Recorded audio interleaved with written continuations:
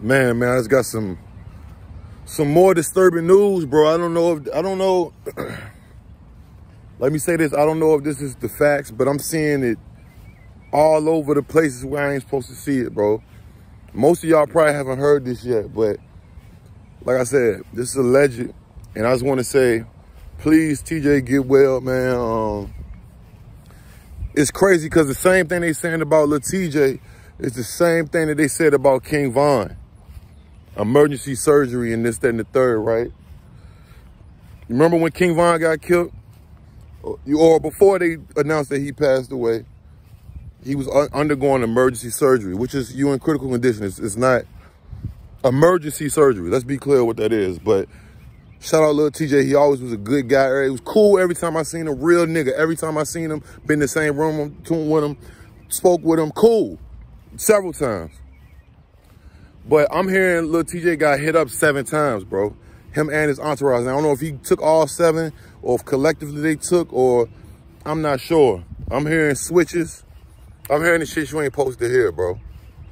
That you don't want to hear. But I'm just go ahead and keep it all the way a band, bro. I know after this, you know, passes and transpires, hopefully he gets well, get about there. But when the situation is all said and done, he bounced back. Oh, this what I need everybody to know, bro. Especially all my upcoming artists, upcoming YouTubers, celebrities, people just having something going on, some motion. People don't like you, bro. People do not like you, bro. That's one. People, the more you grow, the more you become popular, successful, people hate you even more. Their blood boils, right? They might not tell you. You might not ever meet them, but they hate you. Trust me, nigga. And they'll do anything to get you up out the way if they get the chance. Now, if you're familiar with Lil Tjay, or online, I guess, and you know, he always, I don't say he always, but he be having little instances where he got caught with the blick one time, which you see why he keep the blick. Then the whole London, they try to take his change in London and just a couple other things, right? That I'm not saying that he was necessarily enthralled into like a bunch of beef shit, but you know, he was a trench kid. He is the trench kid. I say that's his moniker, the trench kid. So he, as a trench kid, you be in them trenches. Even though Edgewater, New Jersey ain't the trenches, a lot of people from the trenches of like inner cities of New York, Brooklyn, Bronx, you name it. A lot of people on the come up live there. If y'all don't know, a lot of people that get popping from New York, they move to Jersey. That's like the suburbs, you see what I'm saying? But I need y'all to know this, bro. The enemies and the hate and the ops and, bro, they're also accessible to these places now. This ain't year 2010. Now, you got niggas who scamming. They scamming B&Bs. Or people, everybody knows about Hollywood now. Everybody knows about Edgewater, New Jersey. Everybody knows about these certain places, bro. And even though a lot of them can't go there and can't find you, it's some of them that you can't run into, right? I just feel like as an artist, as a somebody on the come up, especially under the telescope of the public, to fully, because you can never 100%, but to almost securely put you in a comfortable position, you have to get low. And you got to stay out the way. Like, take for instance, rest in peace, Pop Smoke. He was in Hollywood. Now, he might have accidentally dropped this low on purpose. Nobody really knows if he dropped it on purpose or not. But look how accessible he was to that. He think he in the hills, but guess what, Pop? It's niggas that been in them hills that's from the street that been in them hills. You not, like in our mind, I feel like once we get to somewhere, we think that we so off somewhere. Nah, bro. And on top of that, not that people can find you. If you linking with people, people gonna remember where that spot is at, bro. To all my young people, man, all my young niggas, bro, who coming up in this shit, bro. Once you get on, you get out and you stay away and stay low, bro. You see what I'm saying? And don't just go to the typical places anymore, because we cannot go to the typical places. And if you do happen to go to one of these typical upper echelon places, i.e.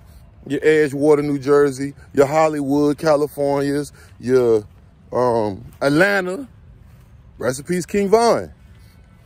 Look how King Von threw his party in Atlanta. And guess who was in Atlanta? Some of the ops. Guess where they was at? At the club where he threw his party at.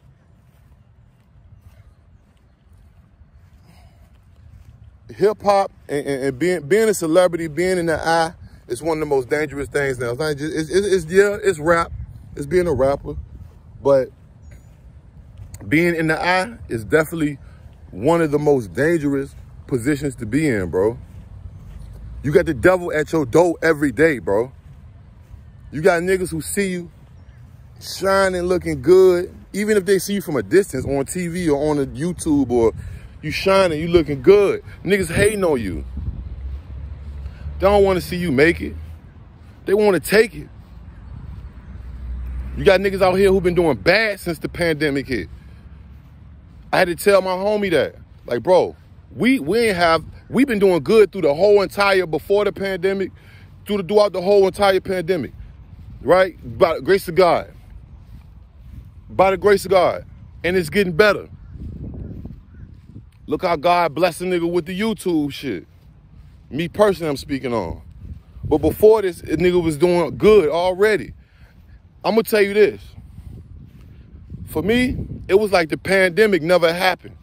I mean, it happened, but nigga ain't going to a hole at all. It was a couple times where a nigga was down to a couple thousand. But miraculously and with hard work, a nigga bounced up, bounced back, and elevated, right? Everybody can't say that, bro. So I want everybody to take heed, man. You gotta, once you get out the hood, you gotta get low.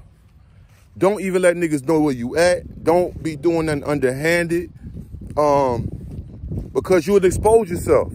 And by exposing yourself, you can put yourself in a pretty bad predicament, right? I want to say rest in peace to all the soldiers that we lost, man. From the Pop Smokes to the King Vons to the FBG Ducks to recently FBG Cash, Young Dolph, Neighborhood Nip, who trial going on now, bro. The devil ain't nothing but one step away from you, bro. And the devil could come in many different forms, fashions, faces, places, and things, man. I know it's kind of hard for us to be like, you know, this is what you got to do. So we can't do that. All I can really tell niggas is you have to be preventable as possible, bro. This is the reason you don't hear shit happen to niggas like J. Cole. There's a reason you don't hear shit happen to niggas like Kanye. You don't never hear nothing about them. And they've been rich and famous forever. It's because they don't have a certain energy around them. They don't even have a certain energy around them. You got to not have that energy around you no more, bro. And you got to still stay low. Not saying nothing can not happen to J. Cole or Kendrick Lamar or, you know what I'm saying? Wiz Khalifa. But if you don't even invite and have that energy, whether it's your homies or you just, that energy will create more energy and it could crash. Your energy plus somebody else's energy could crash. So I just want to say, get well, TJ. I fuck with you, real nigga. Hopefully, now I'm a blogger. Now, when I run back into you, we can do the interview. And you know what we can do with that. You know exactly what we can do with that. Prayers up for Lil Tjay, man. And rest in peace to all the fallen soldiers. Lil Tjay, pull through, brother. Pull through. Hip-hop is a spooky time in hip-hop, y'all. Are you sure this is what you want?